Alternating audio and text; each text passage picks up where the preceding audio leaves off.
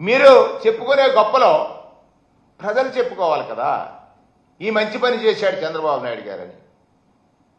జగన్మోహన్ రెడ్డి గారి పాలనలో ఏ సంక్షేమ కార్యక్రమానికి ప్రజలు ఎక్కడికో వెళ్ళి ఎవరి దగ్గర చేయి చాయలేదే, ఎవరి దగ్గర ఆత్మగౌరవాన్ని తాకట్టు పెట్టలేదే. వారికి అర్హత ఉంటే పొందారు, ఇది నా ప్రభుత్వం అనేటువంటి రీతిలో. కానీ నీ మాయ మాటలు, నీ మోసపూరిత మాటలు, నీ అబద్ధాల్ని పదే పదే పదే పదే పదే చెప్పడం ద్వారా ప్రజలు మోసపోయారని వాళ్ళు తెలుసుకున్నారు. ఈ రాష్ట్రంలో శాంతి భద్రతలు కొరవడ్డాయి, శాంతి భద్రతలు లేవు. రాజ్యాంగం మీద ప్రమాణం చేసిన మీరు ఇంకొక రాజ్యాంగాన్ని తీసుకొచ్చారు, రెడ్ బుక్ రాజ్యాంగం అని. ఇది రాజ్యాంగ విరుద్ధం కాదా? ఈ పాలన రాజ్యాంగ విరుద్ధంగా సాగుతుంది అని అంటానికి ఇంతకంటే ఉదాహరణ ఏమి కావాలి?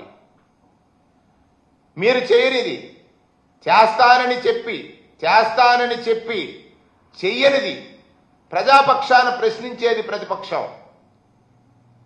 ప్రభుత్వం అధికారంలో రావడానికి ప్రజలకు ఇచ్చినటువంటి అనేక హామీలు ఉన్నాయి. హామీలు అమలు చేయడానికి మీ దగ్గర ధనం ఉంది. జగన్మోహన్ రెడ్డి గారు అప్పులు చేసి ప్రజా సంక్షేమం జరిపాడని మీరు అంటారు. మీరు ఈ 10 మాసాల కాలంలో 1,53,000 కోట్ల అప్పులు చేశారు. 1,53,000 అప్పులు చేశారు. మీరు దిగిపోయే నాటికి 2019లో ఖజానాలో 100 కోట్లుంటే జగన్మోహన్ రెడ్డి గారి ప్రభుత్వం దిగిపోయే నాటికి, మీ ప్రభుత్వం వచ్చే నాటికి 7,000 కోట్లు ఖజానాలో ఉంటే ప్రభుత్వ పథకాలు అమలు చేయడానికి మీకు మనసు లేదే? అంటే డైవర్షన్. నాటి నుంచి నేటి వరకు ప్రజల దృష్టిని ఏ విధంగా మరల్చాలి, ఒక్కొక్క పండగకి ఒక్కొక్క వేషం. ఇలా మొన్న ఉగాదికి ఒక వేషం వేశారు, కొంతమందిని మోసం చేశారు. మళ్ళీ ఈవేళ ఈ ఉగాదికి ఒక వేషం వేశారు. దీన్ని మళ్ళీ వచ్చే ఉగాదికి అమలు చేస్తామని చెప్తున్నారు. దాని పట్ల, బీసీల పట్ల, ఎస్సీల పట్ల మీ భావజాలం. ఆ రోజు అన్నారు ఎస్సీలుగా పుట్టాలని ఎవరైనా కోరుకుంటారా అని. పదే పదే మీ నాయకులు అంటారు ఎస్సీలని చాలా హీనంగా చూసినటువంటి పరిస్థితులు ఉన్నాయి. యథా రాజా తథా ప్రజ. మీ ఆలోచన తగ్గట్టుగా మీ నాయకులు ఈ ఎవరైతే బడుగులు బలహీనులు ఉన్నారో వాళ్ళకు కొంత అవసరం. ఆ అవసరం ఎవరు తీర్చాలి? ప్రభుత్వాలు తీర్చాలి.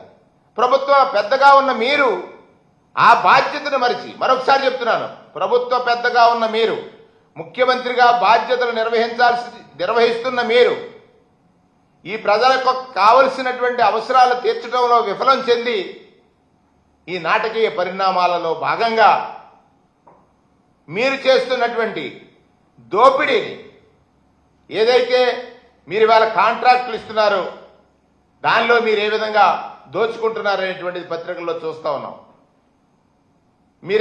ఎవరికైతే మీరు లబ్ధి చేకూరుస్తున్నారో, చేకూర్చే లబ్ధి 100 అయితే వారి నుంచి 10 తీసుకుని వారి వల్ల వారిని గొప్పగా చూడాలనేటువంటి నీ భావజాలానికి ఇదొక నిదర్శనం అనేటువంటి మాటని సందర్భంగా మనవి చేస్తా ఉన్నాను. కూటమి ప్రభుత్వం వచ్చిన తర్వాత ఈ రాష్ట్రంలో జరుగుతున్నటువంటి అల్లర్ల గురించి ఒక్కసారి మనం మాట్లాడుకుంటే శాంతి భద్రతలు లేవు. రాజ్యాంగం అంటే చట్టాల పట్ల బాధ్యతతో వ్యవహరించాల్సినటువంటి పెద్దలు కానీ, పెద్దలు తప్పు చేస్తే కింద స్థాయి వాళ్ళు ఎలా తప్పులు చేస్తారు చూస్తాం. పత్రికలు తిరగవేస్తే రోజు అత్యాచారాలు, మహిళల పైన అఘాయిత్యాలు, బాధ్యత లేదు. మహిళల జోలికి వస్తే వాడికి అదే చివరి రోజని ప్రకటనలకు పరిమితం అయ్యారు.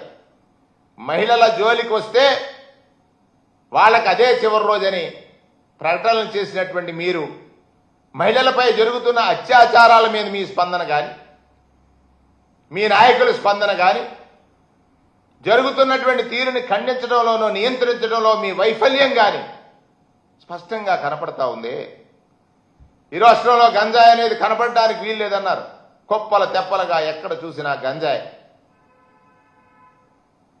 మీరు ఇంటింటికి ఒక బెల్ట్ షాప్ మాదిరిగా మద్యం అమ్మకాలు, మీ నాయకులు దోపిడీ, ఉచిత ఇసుక అన్నారు, పెద్ద మోసం. ఇసుకలో ఉచితం లేదు. మీ నాయకులకి ఉచితం కంటే పెద్ద పెద్ద రాసులుగా మూటలు దక్కుతున్నటువంటి పరిస్థితిని ఒకసారి మీ దృష్టికి, అంటే ఎప్పటికైనా మీరు మారాల్సినటువంటి అవసరం ఉంది. ఇవాళ ఈ రాష్ట్రంలో జరుగుతున్నటువంటి ఉదంతాలు చాలా చూశాం. తాజాగా నిన్న సత్యసాయి జిల్లా రాప్తాడు నియోజకవర్గంలో వైఎస్ఆర్ కాంగ్రెస్ పార్టీకి సంబంధించిన కురుబ సామాజిక వర్గం, బలహీన వర్గాలకు సంబంధించిన లింగమయ్య దారుణ హత్యకు గురయ్యాడు. ఆయన హత్యకు గురైతే అక్కడ హత్యకి గురయ్యారు ఆ బంధువులందరూ కూడా అక్కడ ఉన్నటువంటి శాసనసభ్యుల మీద వారి అనుమానాలను వ్యక్తం చేశారు. ఆ దశగా పోలీసులు ఎక్కడ పనిచేయట్లేదు. పరామర్శకు వెళ్తానన్నటువంటి గోరెంట్ల మాధవ్ గారిని హౌస్ అరెస్ట్ చేశారు. అంటే ఈ రాష్ట్రంలో రాజ్యాంగం ఏ రీతిగా జరుగుతుంది? ఈ రాష్ట్రంలో ప్రజాస్వామ్యం ఉందా?